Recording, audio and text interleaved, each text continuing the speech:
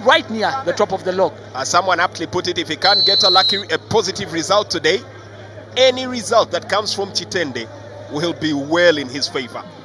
Well, now probably makes sense why I said home away from home. Yeah. Mbarara has made always this Kacheka Stadium a fortress. But what part of this speech is going to be new to a person like Solomon Okwalinga, who captained them until yesterday? Yeah, exactly. We will not. So he would definitely feel very comfortable. And that's why you feel that Kitara Football Club should not be faced by the occasion, despite the fact that they are their away side. They've got most of their players, including Muchures, who's right there on the field, played here for 2 seasons in Mbarara City Football Club colours.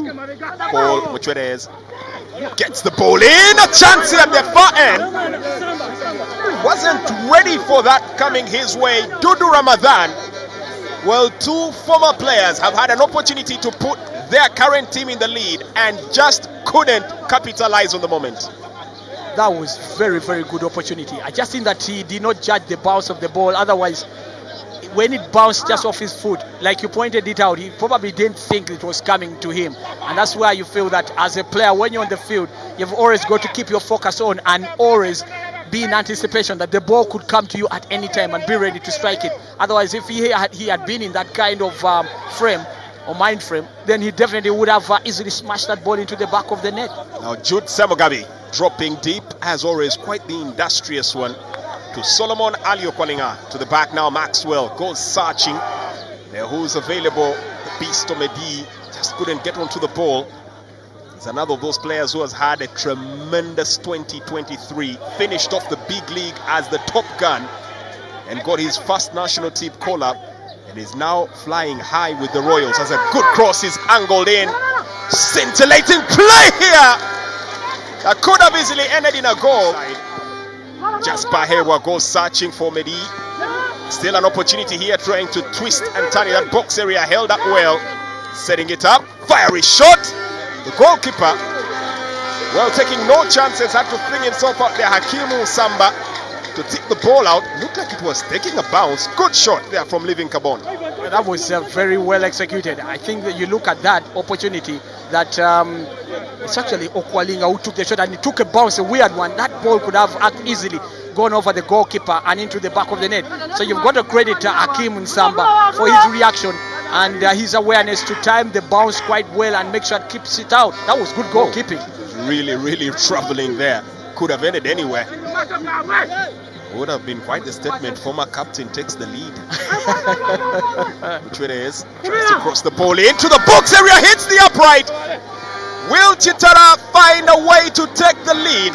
That's as close as they can come. And it smacks the upright. Well, what will they have to do to simply get the ball to hit the net? Yeah, that was a very good opportunity. That's a third one in quick succession. It just tells you how Papa's... He has to double down on those efforts.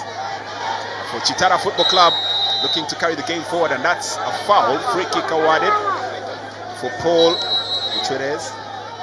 And it seems to be really fired up, Paul Muchures, for this one. I've not seen him really put in such a shift like he has already shown in the first 20 minutes of the game. He seems to be really, really enjoying himself there, but also with that utmost determination to try and carry his team over the finish line. And he's already showing that that is Paul Muchures. We definitely would like to see much of this kind of game that he's showing today. Muchures, he gets the ball in, palmed away. Was a good delivery from Living Carbon, and Muchures was waiting right at the tail end to give it the bump it needed. Once again, very good goalkeeping here from the custodian of the Ankole Lions, Hakim Nsamba. Now they have a corner to deal with. Living Carbon going for the far post. It's a bit of an outswinger. Jose Mugabe could have been the intended target, but just cannot get to him, and now picked up by Franco. Corner, whipped in well. Goalkeeper fumbles. Well, was really flailing there, struggling to get to that ball. And once again, referee judges that it will be another corner. Lucky Kasari quite adamant there. So it's a throw in favor of the Royals. I think it was a tight call on the side of Lucky Kasari as a referee. It wasn't very clear to tell who got the last touch off. I personally thought it came off a Kitara player, but the referee has the last word on that. Ball hipped in well. Chance here. Mbarara will do themselves a world of good by getting the ball clear of this area. Jasper Hebwa. Yeah, that's true, but I also think that what Henry Chitegenyi did was that the way he fell, he seemed to have been, trying to force the issue as well. So it leaves the referee in such a mood of indecision, because yes, there's a hold on you, but then the defender releases, and then you go down like you're being pushed with a lot of force. I think I just played the ball in without any intended target. Yeah, definitely. You feel that it has been quite competitive for much of what we've seen in the first half.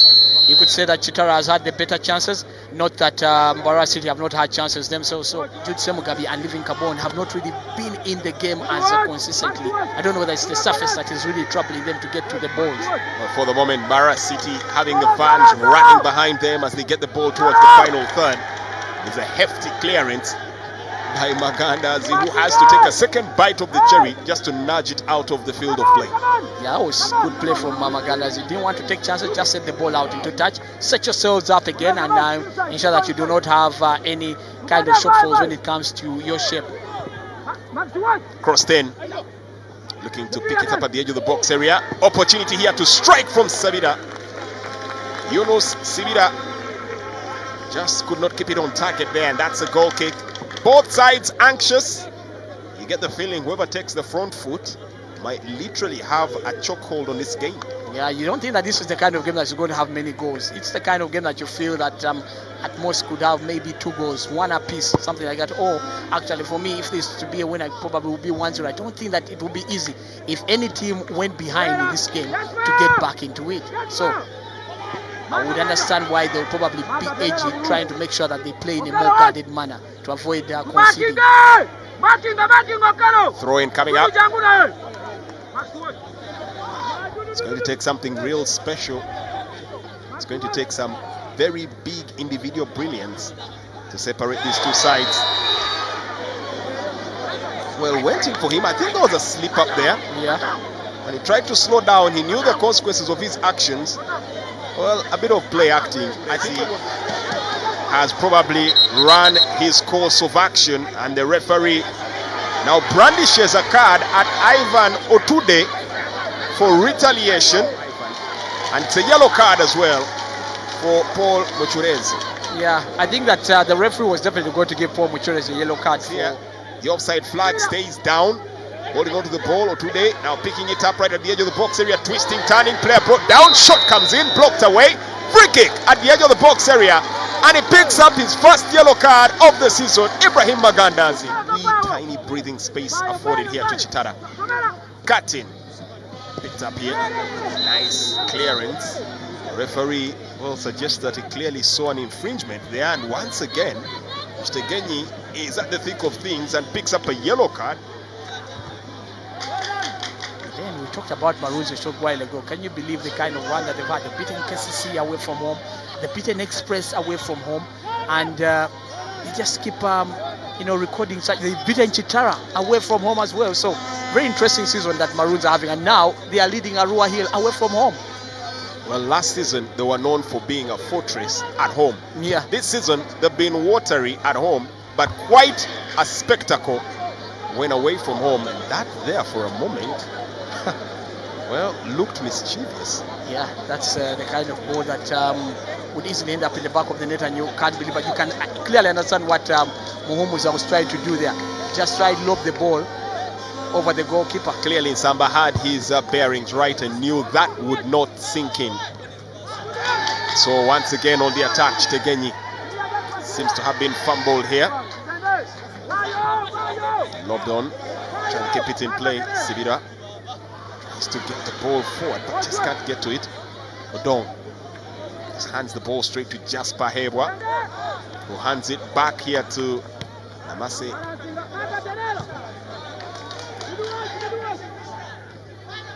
Looking to provide control. Innocent Wafla attempts to chip that one in, but well, similar to what we actually did see from Paddy.